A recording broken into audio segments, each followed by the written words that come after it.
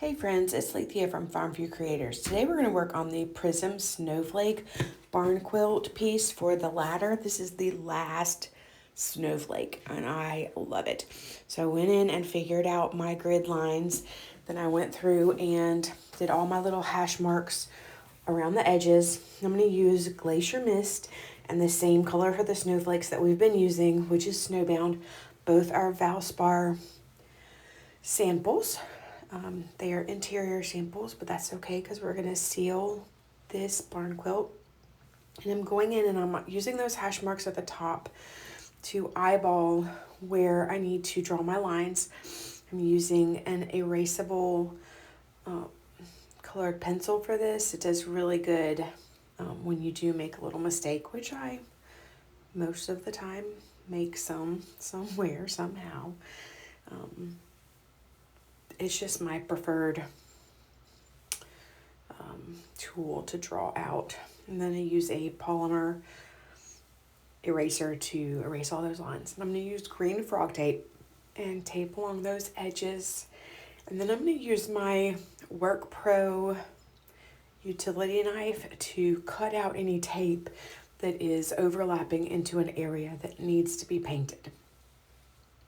When I first started making barn quilts, I would just do one taping, make sure nothing overlapped, and then let that dry, then tape it up and do that same color again until I had everything covered. But doing it this way is much more time friendly and efficient.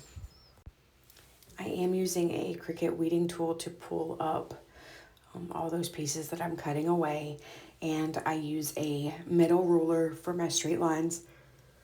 Sometimes I'll try to freehand with my Work Pro knife, but for whatever reason, I wasn't cutting straight lines when I did this, so I had to pull out my little ruler, which is fine.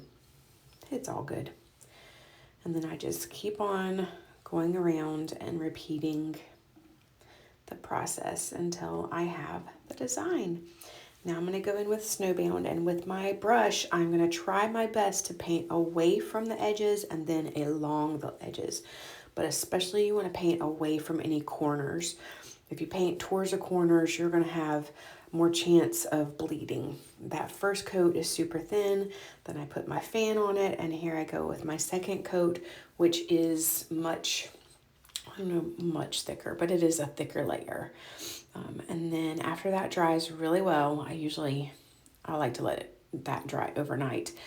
I do not pull my tape when it's still wet, because if you pull your tape when it's still wet, you're not 100% sure you don't need another coat of paint.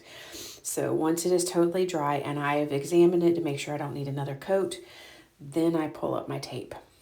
And so now I'm essentially masking all of that painted snowflake with my frog tape, and then again cutting it away with my Work Pro utility knife and pulling that up with my weeding tool.